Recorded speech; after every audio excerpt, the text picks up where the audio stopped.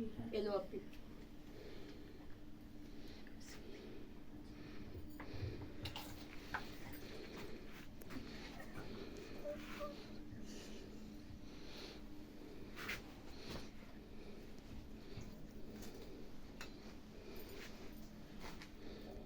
जी मोहम्मद दिलशाद साहब, मेरा सवाल यह है कि मेरा सवाल यह है कि संसार के सच्चे मालिक जो अल्लाह की सही पहचान क्या है?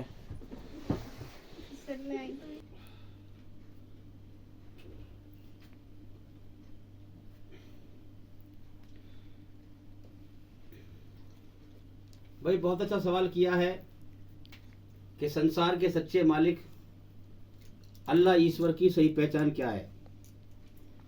संसार का सच्चा मालिक एक है, उसके नाम अच्छे अनेक हैं। कोई उसे अल्लाह कह के पुकारता है, कोई ईश्वर, है ना। तो इसलिए हमारा सबका मालिक एक है, चाहे हम किसी भी धर्म के क्यों ना हो। और उसने हमारे अंदर अपनी रचना को रचा है, सच और झूठ, अच्छाई और बुराई। तो लिहाजा उसने जो कायनात बनाई है अपनी पहचान के लिए बनाई है, तो हम उसे पहचानें। इस दुनिया में अल्लाह ताला को हम पहचानें, जो हमारा सच्चा मालिक है।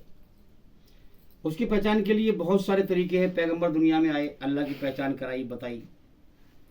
और हम देखें कि जो है कुरान मजीद में भी जो है अल्लाह की पहचान बताई गई है। जैसा कि सूरह इखलास में कहा गया है, कुल हुवल्लाहु अहद, कहो कि अल्लाह एक है। हैं? इस संसार का मालिक एक है। अब ये बात हवाई नहीं है, अब इसे अकल से भी गौर करें हम दुनिया में कि भाई एक मालिक के इशारे पर ये कायनात चल रही है। अकल हमारी जवाब देगी वाकई में जो कुरान सच कह रहा है कि इस संसार का सच्चा मालिक एक है, कुल हुवल्लाहु अहद। हम गौर करें कि भाई बारिश जो बरसती है, आज जो शैतानी खेल फैला हुआ है कि तू हिंदू तू मुसलमान, शैतान ने नफरत पैदा कर रखी है हम लोगों के अंदर। दुनिया के सारे इंसान चाहे किसी भी धर्म से हो, एक माँ बाप की औलाद है और सबका मालिक एक है। क्या है? एक है। सबका मालिक एक है। तो हम देखें बारिश बरसती है, सबके लिए बरसती है ना। ये नहीं कि सब मुसलमानों के लिए बरसती हो। हम सब हिंदू मुसलमान सिख ईसाई जैनी पारसी यहूदी जितने भी हम रहते हैं, तो सबके लिए बारिश बरसती है। तो इसका ये सबूत है कि मालिक सबका एक है।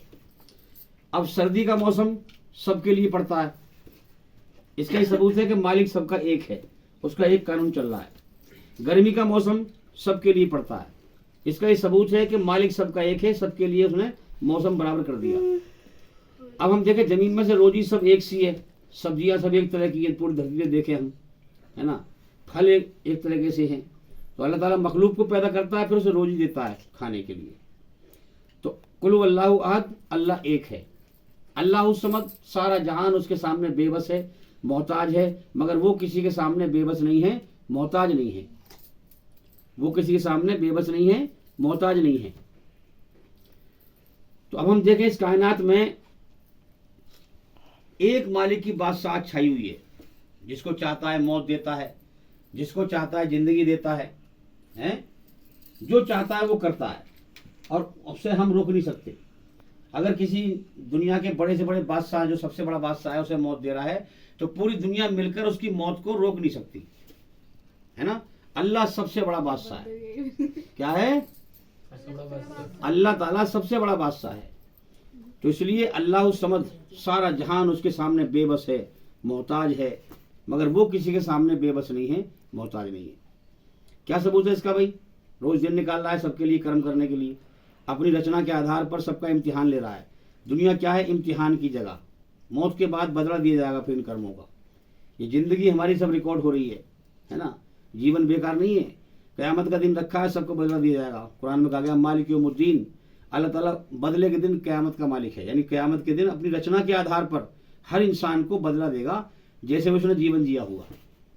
जिसने अल्लाह को राजी किया होगा वो जन्नत में जाएगा, स्वर्ग में जाएगा। जिसने नाराज किया होगा बुराई पे चलकर, ईश्वरी रचना के खिलाफ चलकर, वो नरक में सजा पाएगा।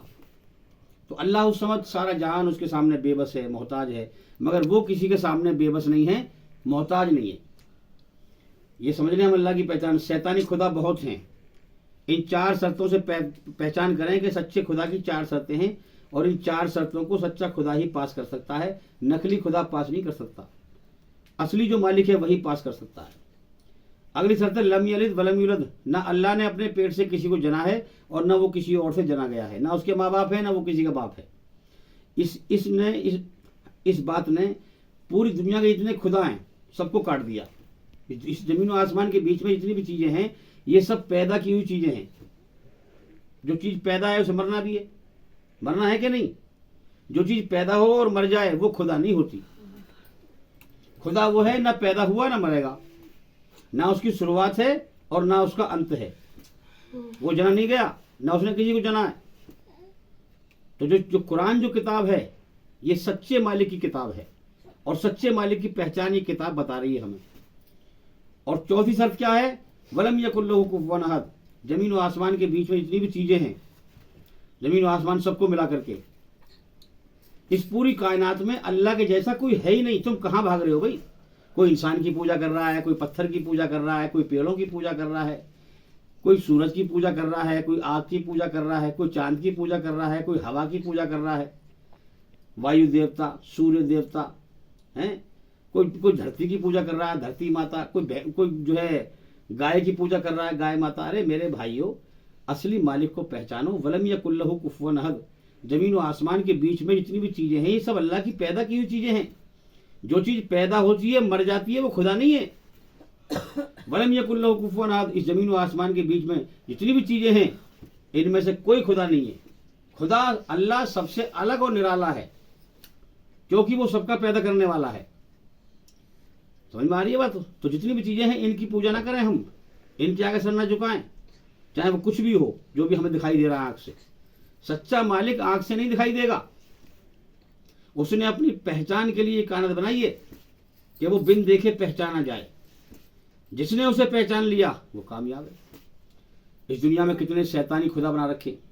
मेहनत करे इंसान और अपने सच्चे मालिक को पहचान करे, मेहनत करे, और फिर जो पहचान ले शैतानी खुदाओं से बच के, शैतानी धर्म के खुदाओं से बचकर, शैतानी खेल से बचकर, और सच्चे मालिक को पहचान ले और उसे पाले, वो कामयाब है। पाएगा वो जो दुनिया से पीठ करेगा, अल्लाह की तरफ कुछ चेहरा करेगा, वो पाएगा। समझ में आ रही है बात ना? हाँ, तो वो खुदा को पाएगा। तो जिसने पा लिया वो कामयाब हो गया। तो भाई अल्लाह की पहचान सिर्फ कुरान में नहीं है, कुरान में तो तफसील से बताई है। जितने भी बड़े बड़े धर्म हैं सब में अल्लाह की पहचान बताई है। जैसे कि हम पढ़ेंगे हिंदू धर्म की किताबें हैं, वेदों में जो है अल्लाह की पहचान बताई है, जिसे हम पढ़ेंगे एकम ब्राह्म द्वितीय नास्ते नैना नास्ते किंचन। इसका मतलब भगवान एक ही है, दूसरा नहीं है, नहीं है, जरा सा भी नहीं है। ना तस्य प्रतिमा अस्ति, उसका कोई रूप नहीं है, कोई अक्ष नहीं है, कोई स्टैचू नहीं है, कोई मूर्ति नहीं है, कोई स्कल्पचर नहीं है, कोई फोटो नहीं है, कोई पेंटिंग नहीं है, उसका कोई रूप आकार नहीं है, वो निराकार है। एकम एदित्यम, वह एक ही है, वह उसे किसी के सहारे की जरूरत नहीं है। कुल अल्लाहु अहद, अल्लाह यक्ता तन्हा अकेला है, उसे किसी की जरूरत नहीं है, सबको उसकी जरूरत है। समझे? तो इसी तरह से हम देखें बहुत सारी पहचान बताई है। तो भाई इस टॉपिक पर हमारी बहुत सारी वीडियो हैं अल्लाह की पहचान के ऊपर। इसलिए मैं बार बार कहता हूं कि हमारे चैनल के अंदर जा करके एक एक करके लगातार सभी वीडियो देखें और सुने, ताकि जल्दी जल्दी अंधकार से निकलकर रोशनी में आए और जीवन का सही मकसद जान पाएं। जो इंसान अल्लाह की सच्चाई को समझेगा, हर मुसलमान बालिग मर्द और औरत पर फर्ज है कि वो इस्लाम धर्म का इल्म ज्ञान हासिल करे और उसे दुनिया में फैलाए। जो इस काम को करेगा अल्लाह ताला उसे अंधेरे से निकाल कर रोशनी में लाएगा, मौत से पहले उसे मौत के होश में ले आएगा। समझे? और सच्चाई इसको समझा देगा। तो भाई इल्म हासिल करेंगे, करेंगे सभी लोग भाई? करेंगे। हाँ, सभी लोग इल्म हासिल करें और गौर करें। उम्मीद करता हूँ कि सवाल का जवाब हो गया, और भाई इंशाल्लाह जिंदगी रही तो फिर मुलाकात होगी। अस्सलामु अलैकुम व रहमतुल्लाहि व बरकातुहू।